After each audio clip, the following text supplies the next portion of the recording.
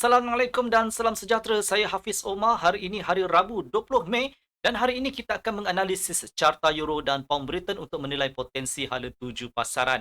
Seperti yang diperhatikan, kedua-dua mata wang Eropah dan Britain kekal berada di bawah tekanan. Sterling terbukti lebih bertahan manakala euro kurang bernasib baik.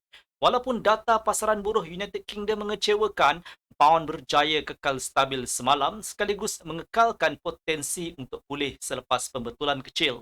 Beralih kepada faktor fundamental hari Selasa, Presiden Amerika Syarikat Donald Trump memutuskan untuk menangguhkan tindakan ketenteraan terhadap Iran atas permintaan negara-negara Arab di Teluk Parsi. Walau bagaimanapun, para komander masih berada dalam tahap siap siaga penuh dan menurut Trump bersedia untuk melancarkan serangan baharu terhadap Iran yang boleh memburukkan lagi ketegangan geopolitik dan mengukuhkan dolar.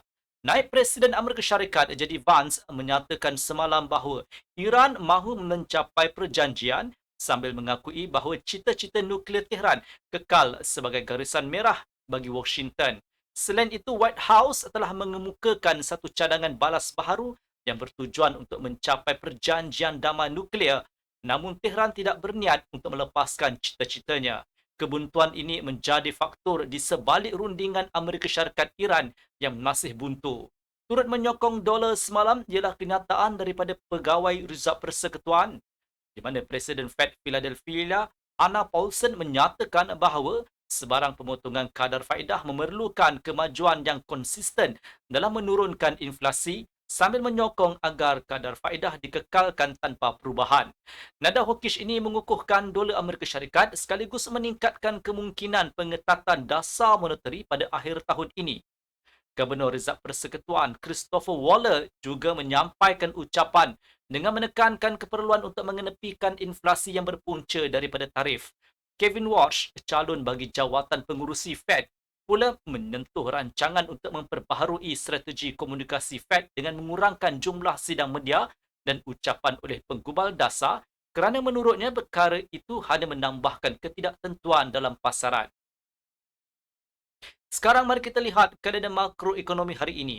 Ia merangkumi data penting harga pengguna United Kingdom bagi bulan April dengan inflasi dijangka meningkat sebanyak 0.9% bulan ke bulan dan 3.0% tahun ke tahun. Kalender ini juga menampilkan data harga pengeluar dari Jerman serta bacaan harga pengguna dari zon Euro. Inflasi tahunan zon Euro diunjurkan pada 3.0% pada bulan April, manakala inflasi teras dijangka pada 2.2%. Jika angka-angka ini melebihi jangkaan penganalisis, Euro dan Pound Britain boleh memulihkan sebahagian kerugian awal mereka kerana keadaan ini akan meningkatkan kemungkinan kenaikan kadar faedah oleh Bank Pusat dalam masa terdekat. Dari pihak Amerika Syarikat pula, tiada laporan penting dijadualkan untuk diterbitkan hari ini selain ucapan oleh Michael Barr dan minit mesyuarat terkini Reserve Persekutuan. Menarik untuk dilihat bagaimana para penggubal dasar bertindak balas terhadap pandangan bahawa kadar faedah mungkin perlu kekal tinggi lebih lama daripada yang dirancang sebelum ini serta pendirian mereka terhadap kemungkinan kenaikan kadar menjelang akhir tahun berikutan tekanan inflasi. Oleh itu, minit mesyuarat tersebut boleh bertindak sebagai pemangkin kepada tambahan pengukuhan dolar berbanding euro dan pound sterling. Beralih kepada analisis teknikal, carta 1 jam euro US dollar menunjukkan bahawa pulse breakout pada 1.1589 dan 1.1569 boleh membuka peluang pembelian. Pembelian semasa lantunan boleh dipertimbangkan pada 1.1549 dengan sasaran pembetulan intraday sebanyak 15 sehingga 20 pips. Kemasukan penjualan boleh dibuat selepas false breakout pada 1.1613 atau 1.1635. Penjualan pasangan ini semasa lantunan pula relevan pada 1.1659 dengan jangkaan pergerakan sebanyak 20 sehingga 25 pips. Dalam masa yang sama, pound Britain seperti yang dinyatakan sebelum ini masih mempunyai potensi untuk meneruskan kenaikan. Pulse breakout pada 1.3379 akan menjana isyarat pembelian. Sebagai alternatif, jika data inflasi United Kingdom keluar, kukuh penembusan dan pengukuhan di atas 1.3415 akan membolehkan penambahan pembelian yang berpotensi menolak sterling naik ke 1.3444 dan membuka laluan ke 1.3473. Pada paras ini, saya mencadangkan agar penjualan dipertimbangkan semasa lantunan dengan sasaran pergerakan 25 sehingga 30 pips.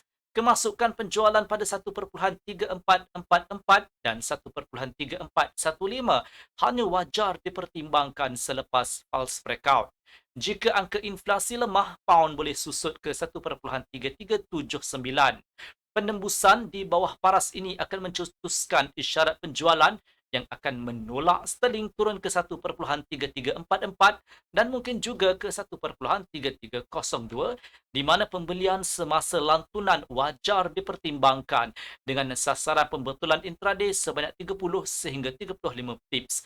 Kemasukan pembelian pada 1.3344 dan 1.3379 hanya sesuai dipertimbangkan selepas false breakout. Sekian video analisis dari saya Hafiz Omar dan semoga berjumpa lagi.